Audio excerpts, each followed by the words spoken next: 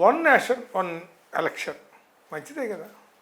ఎందుకంటే ఒక్కో రాష్ట్రం మొన్న జరిగిన ఇక్కడ 5 రాష్ట్రాల ఎన్నికలు, అంతకుముందు కర్ణాటక కొన్ని 5 జరిగినాయి, అంతకుముందు ఏదో జరిగినాయి.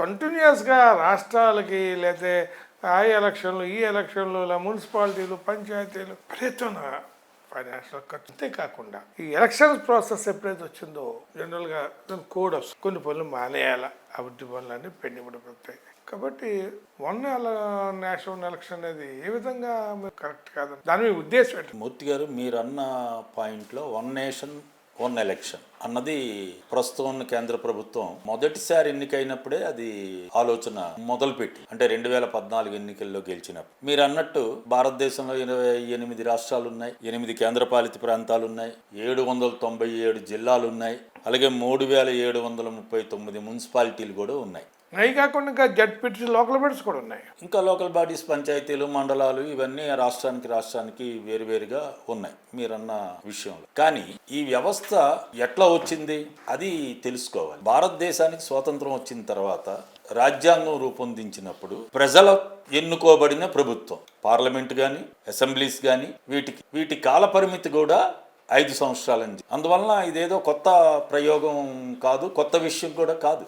స్వాతంత్రం వచ్చిన తర్వాత మీకు 52లో ఎన్నికల ప్రక్రియ అన్నది మొదలైంది. 52లో పార్లమెంటుకి కానీ రాష్ట్రాల అసెంబ్లీలకు కానీ ఒకేసారి ఎన్నికలు జరిగాయి, 52 కానీ 57 కానీ. ఆ తర్వాత మీకు ఈ ఒకే దేశం ఒకే ఎన్నిక, దేశమంతా ఒకేసారి ఎన్నికలు అన్నది జరగకుండా మారింది. ఎందుకు మారింది? ఎందుకనంటే రాజ్యాంగంలో అనేక అంశాలు ఉన్నాయి. ఆ అంశాల జోలికి నేను వెళ్ళదలుచుకోలేదు. కానీ 57 తర్వాత 62కి వచ్చేటప్పటికి మీకు ఒక రాష్ట్రం ఎన్నిక జరగలేదు నాకున్న సమాచారం ప్రకారం. ఏ రాష్ట్రం అంటారు? కేరళ రాష్ట్రం. ఎందుకు జరగలేదు అని అంటే భారతదేశానికి స్వాతంత్రం వచ్చిన తర్వాత ప్రపంచంలోనే కమ్యూనిస్టులు పార్లమెంటు ఎన్నికల ద్వారా గెలిచిన రాష్ట్రం. ఈఎంఎస్ నంబూద్రిపాద్ గారు కేరళ ముఖ్యమంత్రిగా ఉన్నారు. కానీ అప్పటి నెహ్రూ ప్రభుత్వం ఆర్టికల్ 356 ప్రకారం ఆ రాష్ట్ర ప్రభుత్వాన్ని ఎన్నికైన 2 ఏళ్లలోనే రద్దు చేశారు, 59లో. అందువలన ఆ రాష్ట్రానికి ఎన్నికలు ప్రత్యేకంగా మళ్ళీ 1960లో జరపవలసి వచ్చింది. అంతేగాని 62 వరకు రాష్ట్రపతి పాలనలో అది లేదు. ఆ తర్వాత 62 నుంచి మార్పులు, 67 నుంచి ఇంకా మార్పులు.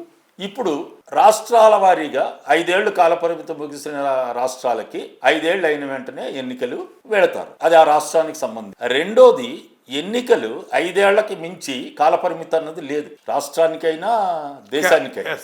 5 ఏళ్లే కాలపరిమితి. నేను 6 ఏళ్ళు ఉంటాను, 10 ఏళ్ళు ఉంటాను అంటే కుదరదు. ఇప్పుడు మనకి 77 ఏళ్ళు అయిన తర్వాత ఎన్నికల ప్రక్రియ జరుగుతున్నప్పుడు ఇప్పుడు వాళ్ళు ఇచ్చిన నోటిఫికేషన్లోనే ఉంది, రాష్ట్రాలకి, దేశానికి, జిల్లాలకి, మున్సిపాలిటీలు ఒకేసారి ఎన్నికలు జరపాలని చెప్పి. వన్ నేషన్ వన్ ఎలక్షన్ మంచిదే కదా. ఇప్పుడు ఏదో కారణాలతోటి ఆ రోజు అది మంచా చెడ్డ, పార్లమెంట్ పందా కరెక్టా కాదా, ఈజీ టెక్నెస్ ఇది పార్లమెంట్ డెమోక్రసీ పక్కన పెడతాం. ఏదో జరిగింది, అది మధ్యలో మిడ్ టర్మ్ పోల్ తర్వాత జరిగింది కేరళ విషయం. ఇప్పుడు అవన్నీ పక్కన పెట్టి ప్రియతన ఖర్చుతో కూడింది, ప్రియతన అభివృద్ధి నిరోధకంగా లేకపోతే పనులన్నీ ఆగిపోయాయి, ఎలక్షన్ కోడ్ తోటి దేశం అంతా ఇబ్బంది పడేది అనేది బయటపడి కొత్తగా మనం ఫ్రెష్గా వన్ నేషన్ వన్ ఎలక్షన్ ఎందుకు జరిపించకూడదు? మీరు అడిగిన ప్రశ్న నాకు అర్థమైంది ఏంటి అని అంటే, మీరు ప్రభుత్వం జారీ చేసిన నోటిఫికేషన్లో ఉన్నవి మీరు చెప్పారు. ప్రభుత్వం జారీ చేసిన నోటిఫికేషన్లో మీరు చెప్పిన అంశాలు ఉన్నాయి. ఒకటి, ఖర్చు విపరీతంగా అవుతుంది. ఎవరు పెడుతున్నారు? ప్రభుత్వం కింద ఖర్చు అవుతుంది. ఎన్నికల కమిషన్కి ఎవరు పెడుతున్నారు? ప్రజల సొమ్మే కదా.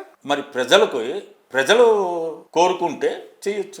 ఆ సొమ్మును అభివృద్ధిగా పెట్టచ్చు కదా. ఒక ప్రాజెక్టు పెట్టడానికో, ఒక ఫ్యాక్టరీ కట్టడానికో, 4 ఉద్యోగాలకు పుట్టినట్టుగా డబ్బు ఖర్చు పెట్టచ్చు కదా.